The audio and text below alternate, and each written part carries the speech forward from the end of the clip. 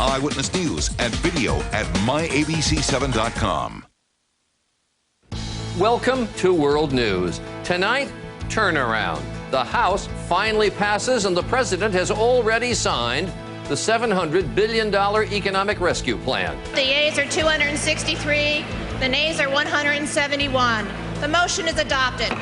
Who gets help and how quickly? The road ahead. After the vice presidential debate, the campaigns map their strategies. 1 month to go. At the movies, Christians are using low-budget films to send high-minded messages, succeeding where the big studios have failed. And the money man. While the Bears are running for cover, he is still bullish on America. And he is our person of the week.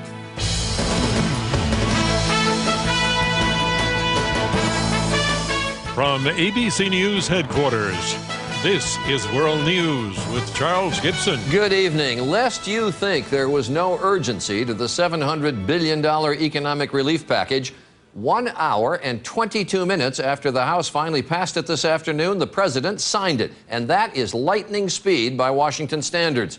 The final House vote came after a week of high anxiety. There were doubts until this morning about whether there were enough votes to pass the bill, and dire predictions about what would happen if the measure failed again. Jake Tapper is on Capitol Hill again tonight. Jake, good evening. Good evening, Charlie. Well, with heavy-duty lobbying from the president, congressional leaders, and perhaps most importantly, constituents, 33 Democrats and 25 Republicans switched their votes from no on Monday to yes today. As the House prepared to try again, House Republican leader John Boehner had an emotional moment. I said my prayers this morning, like I do every morning, so that I can understand and feel better about the votes that I cast. Shortly after 1 o'clock, with many on Wall Street watching, the vote began. Members will record their vote by electronic device. Congressman Howard Coble switched his vote to a yes after being lobbied heavily by local businessmen from his district. Good to see you. My telephone calls and emails were overwhelming in opposition against the bill. On Monday, I voted no. The telephone calls and emails continued to be overwhelming, but guess what? Then in favor of the bill. As supporters reached that magic threshold of 218 votes, they cheered. The motion is adopted. But the Dow Jones, which was up over 200 points before the vote, started to go down, and it closed for the day down 157 points as traders moved on to other bleak economic news, such as the day's bad unemployment numbers. Later, congressional leaders took a moment for self-congratulation, though some grumbled about the president's poor sales job. Using words like Wall Street, bailout, illiquid assets was a formula for the kinds of concern that developed around the country.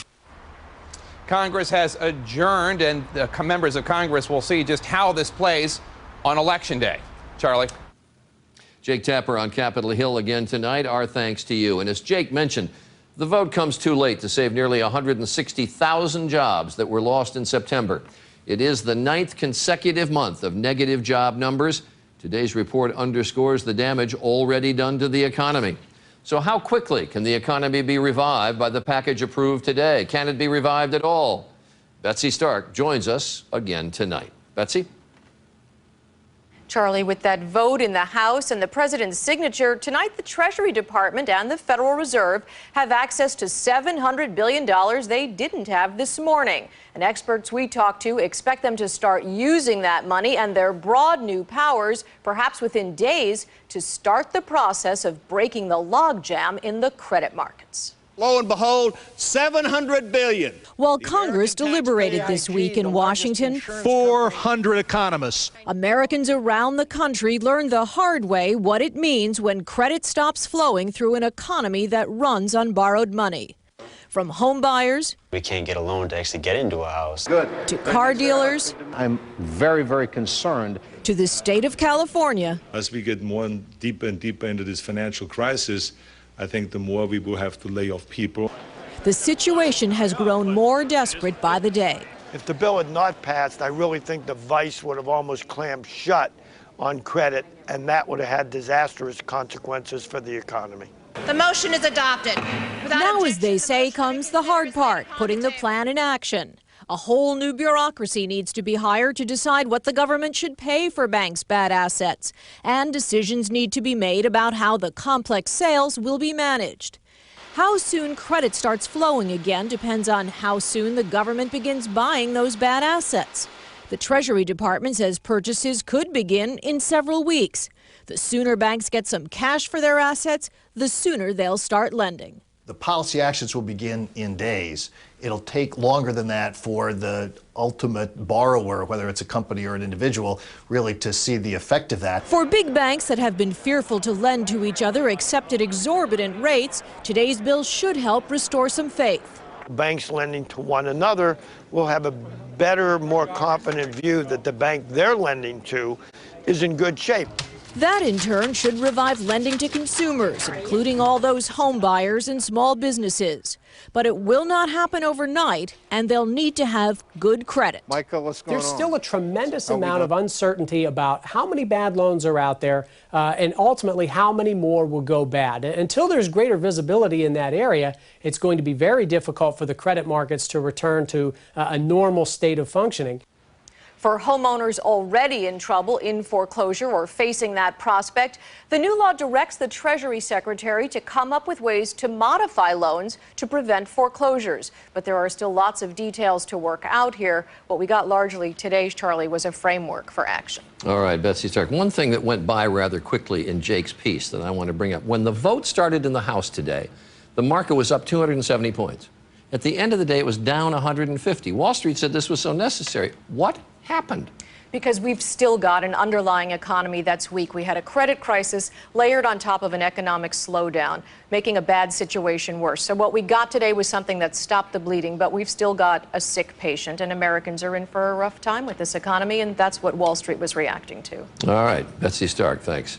If you watched the debate last night as we turned to politics, you had plenty of company. The vice presidential debate had many more viewers than the presidential debate last week. An estimated 70 million Americans were tuned in last night. It was the most watched vice presidential debate ever. It was fascinating theater, but did it change the nature of the race? Here's Kate Snow.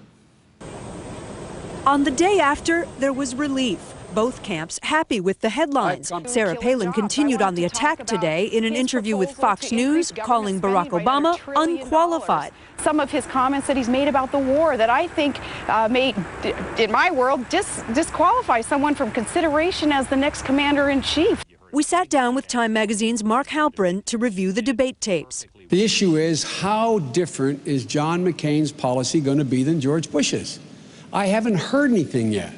I haven't heard how his policy is going to be different on Iran than George Bush's. I haven't heard how his policy is going to be different with Israel than George Bush's. On substance, did you think he nailed it last night? He hit his marks, but not as passionately and as aggressively as Joe Biden can be. Sarah Palin's line of attack was basically, let's not look backwards. I'll say it ain't so, Joe. There you go again, pointing backwards again, though. You prefaced your whole comment with the Bush administration. I think that's a brilliant argument, and it's one of the first times we've heard this campaign make it, to say this election's not about the past, it's about the future. On style, Sarah Palin looked right at the camera. Go to a kid's soccer game on Saturday and turn to any parent there on the sideline and ask them, how are you feeling about the economy? And I'll bet you're going to hear some fear. That was her first answer. Is she a great policy expert? No. Is she a great communicator like a Ronald Reagan or Bill Clinton? We're learning that she is. There was one moment that stood out for what Joe Biden did not say last night. They were talking about the U.S. commander in Afghanistan. Well, first, McClellan did not say definitively that the surge principles would not work in Afghanistan, certainly accounting for different conditions in that different country. Look at that look right there. She got the commander's name wrong. Joe Biden knew that. I think he would have corrected her if Sarah Palin were a male candidate. I think he was worried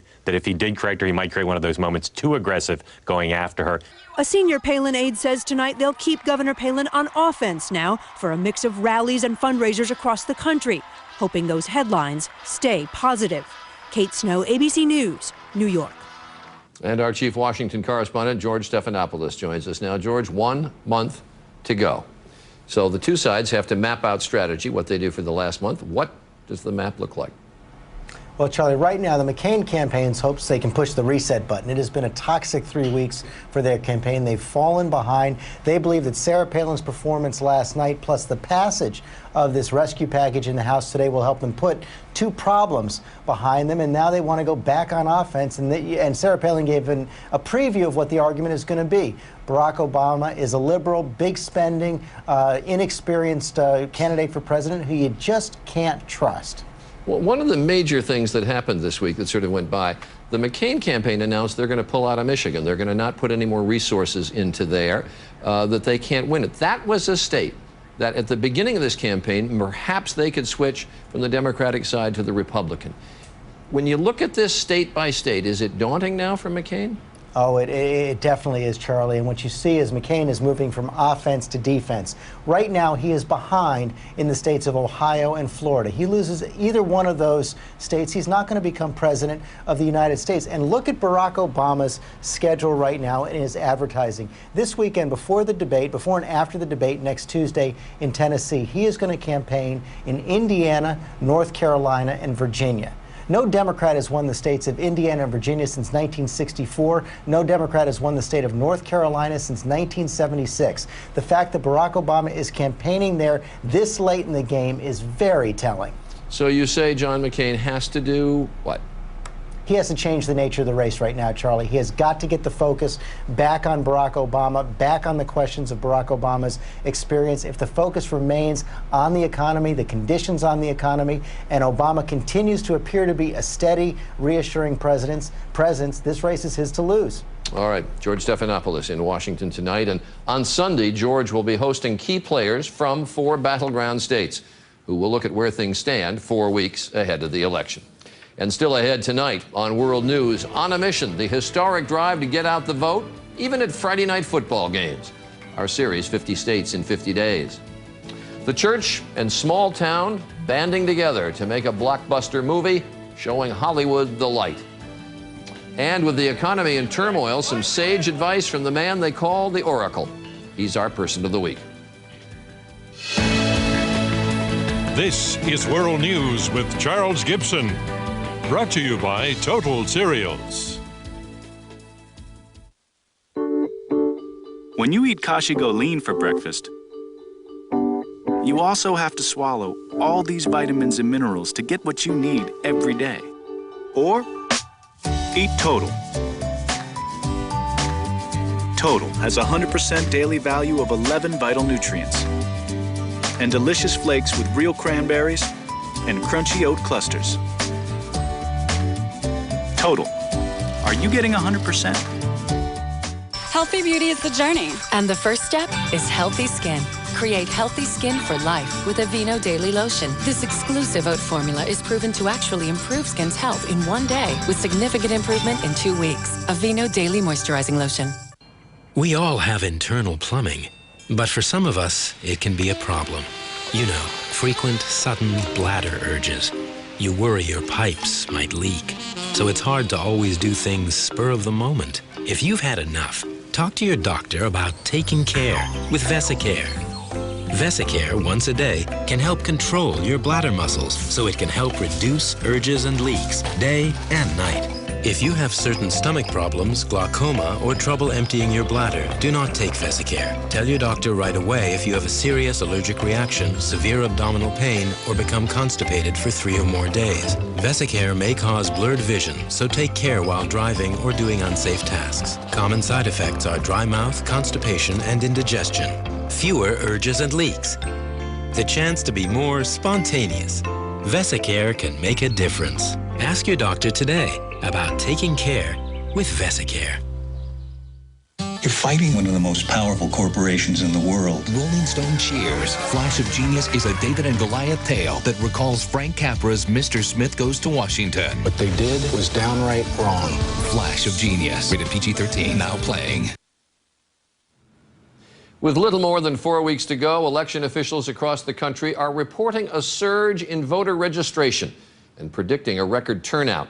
As we visit the 50 states in the 50 days leading up to the election, ABC's Steve Osunsami tonight reports from Georgia on the unprecedented effort to register voters, especially black voters. It's Friday night. Come on, defense! Hold them one more time, baby! In Valdosta, Georgia. Let's go, Cats! Come on!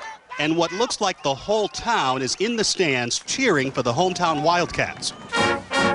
Let's go, Cats! But it's not just football. I went to a high school football game, and as I walked up, there was a table there registering people to vote. At the grocery store, at restaurants, even on the street corners, there's someone there registering voters. In the last 2 weeks alone, 4,000 new voters have signed up. I think the economic issues have taken the forefront of this election, and we've really not heard, I've not heard from either side how to solve the issues. The trouble on Wall Street and the huge government rescue plan certainly has everyone's attention. I mean, it's really hard for me to wrap my hands and my mind around a $700 billion buyout.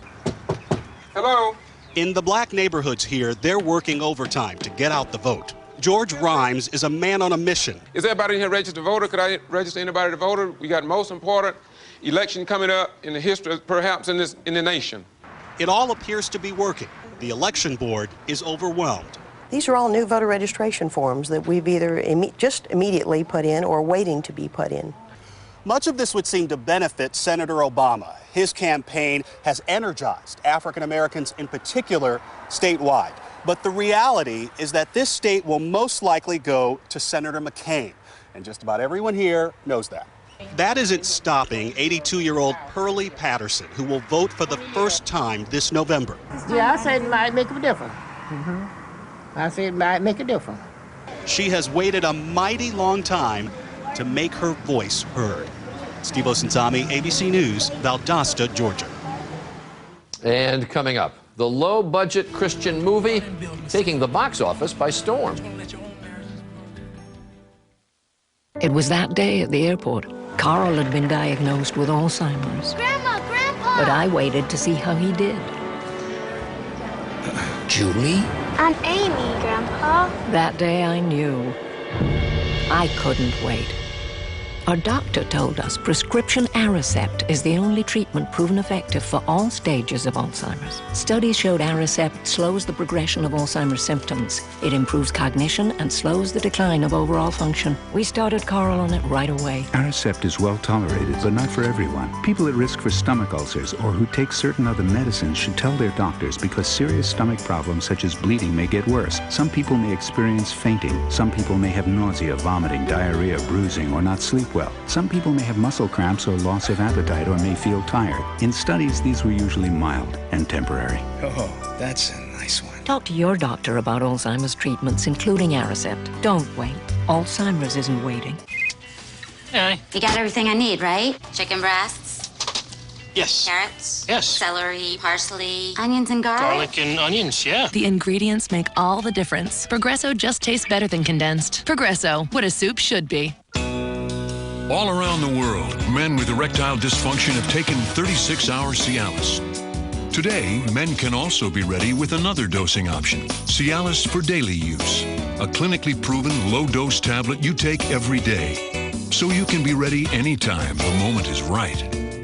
Tell your doctor about your medical condition and all medications and ask if you're healthy enough for sexual activity. Don't take Cialis if you take nitrates for chest pain, as this may cause an unsafe drop in blood pressure. Don't drink alcohol in excess with Cialis. Side effects may include headache, upset stomach, delayed backache, or muscle ache. To avoid long-term injury, seek immediate medical help for an erection lasting more than 4 hours.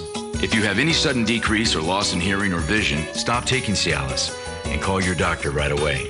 36-hour Cialis or Cialis for daily use. Ask your doctor if a Cialis option is right for you.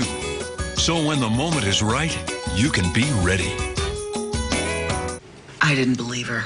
I told her it's a different kind of laxative. I still didn't believe her. No constipation, no harsh side effects. Even your doctor recommends it. Now I believe her. Restore your body's natural rhythm with Miralax. If you really want to know how voters in swing states will vote, you have to go to them. And next week, that's just what Charlie's doing. Don't miss the Great American Battleground Bus Tour on World News with Charles Gibson. One of the country's largest alternative energy projects took a large step forward today. New Jersey chose a builder for a huge offshore wind farm.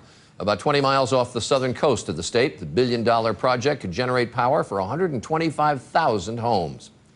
With the weekend here, a lot of the buzz at movie theaters right now is about a Christian-themed film that's making a big splash in this era of $200 million blockbusters.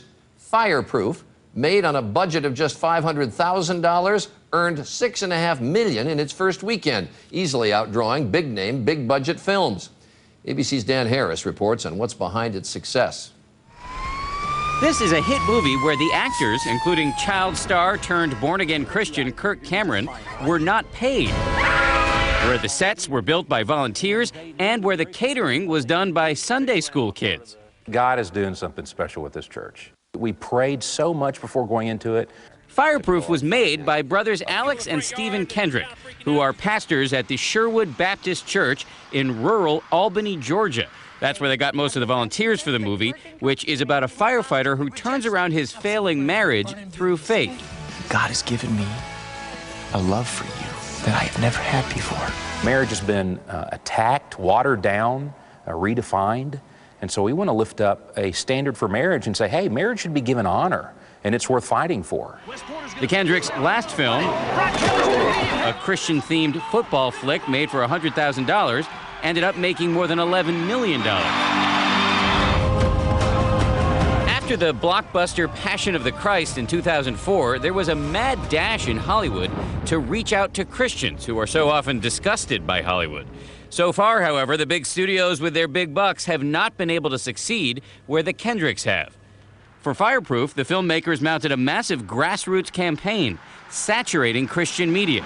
They also screened the movie for scores of influential Christians and got churches all over the country to buy tickets and give them away. They even organized babysitting brigades so that parents could get out and see the movie. But it's really the film's message that is attracting Christians. And sometimes that's a voice that's not really heard generally. The success of Fireproof suggests that when targeted correctly, Christians can be counted on as a loyal audience, not only on Sunday mornings, but on Friday nights, too. Dan Harris, ABC News, New York. And up next, a steady hand in these shaky financial times, our person of the week. Super Shots. Salt happens. It's hidden in almost everything we eat. But as part of a potassium-rich, low-sodium diet, try new Promise Super Shots to help reduce the risk of high blood pressure. Potassium-rich diets flush sodium from your body, and Super Shots help as a good source of potassium. Salt happens. Fight back with Super Shots for blood pressure from Promise. Super Shots. On healthcare reform, two extremes. On one end, government-run healthcare, higher taxes. On the other, insurance companies without rules denying coverage. Barack Obama says both extremes are wrong. His plan? Keep your employer-paid coverage. Keep your own doctor. Take on insurance companies to bring down costs. Cover pre-existing conditions and preventive care. Common sense for the change we need. I'm Barack Obama, and I approve this message. This Tuesday, it's your first and last chance to own Sleeping Beauty on this Platinum Edition Disney DVD and Blu-ray. See more movie than ever before. Beautiful. In the edition that will never be available again. Now digitally restored. Walt Disney's Sleeping Beauty. First time on Platinum DVD and Blu-ray High Def this Tuesday. Get it before it disappears. Great soup, Jen. What's your secret? An incredibly high degree of culinary intuition plus years of experience. You mean Swanson broth? Yeah. Made with all-natural chicken stock and flavored with garden vegetables and herbs, the secret to great-tasting homemade soups is Swanson broth. In the midst of war, Senator Obama voted to cut off funding for our troops. What did Biden say?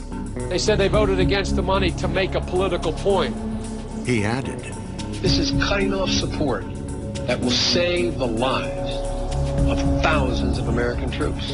Barack Obama, playing politics, risking lives, not ready to lead. I'm John McCain, and I approve this message.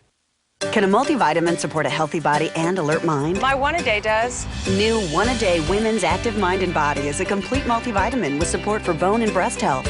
Plus extra B vitamins and a Guarana blend to help you feel alert and energized. One a day.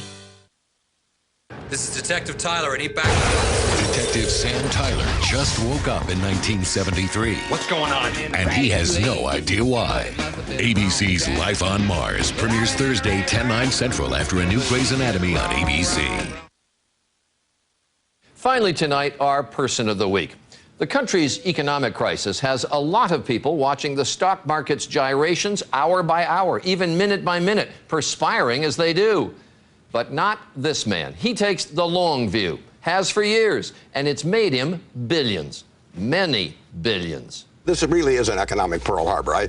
That sounds melodramatic, but I've never used that phrase before, and this really is one. When Warren Buffett, one of the world's richest men, worries, should we worry? Maybe, but Buffett's not investing like a worried man. He's pouring billions into companies in the midst of crisis, betting on good returns as always. We've got a great system, and we've got more productive capacity now than we ever have. The American worker's more productive than he's ever been. We've got more people to do it. We've got all the ingredients for a sensational future. It's just that right now the athlete's on the floor. But this is a super athlete. Buffett has made billions investing, not ducking in and out of a stock for a quick buck. He invests long term. Warren has a concept that you should concentrate your investments, make a very few bets. Alice Schroeder has just written the definitive biography of Buffett. You could get very, very rich because you'd only need to make about one investment a year. But that one, you would be absolutely sure that you were right. I don't think about the price action of the stock, or I don't think about what people are saying they're going to earn next quarter, or anything of the sort, or look at charts. I just try and look at the business. Now, what does that mean? It means I have to understand the business. A lot of businesses I can't understand. I can understand Gillette. I can understand Coca-Cola. I can understand Wrigley's chewing gum. I mean, those are things that I can understand, and I kind of, when I say I can understand them, it means I have a pretty good idea of what they're going to look like 10 or 15 years from now. That's understanding a business. And by living in Omaha, he maintains a distance from Wall Street, which is none too popular. Buffett is revered. Most Wall Street executives right now are reviled. Warren has distanced himself from Wall Street. He hasn't done hostile takeovers. He hasn't set up a leveraged buyout fund or done venture capital. And for that reason, he's avoided some of the taint that other people have had. So in the past 2 weeks, Buffett has poured some of his billions into Goldman Sachs, billions more into General Electric. He's not being charitable. He's in it to make money, betting on America. I would bet on it. I mean, if I got a chance to take 1% of the deal either way, I would make that bet. It's the kind of stuff I love to do. I just don't have $700 billion. And so we choose Warren Buffett. The title of the new Buffett biography is Snowball. It's a nod to one of his sayings about success. Life, he says, is like a snowball. All you need is a little wet snow and a really long hill.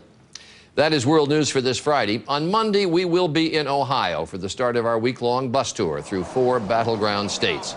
If you see our bus, and it will be hard to miss, give us a wave. I'm Charlie Gibson, and I hope you had a good day. For all of us at ABC News, have a great weekend.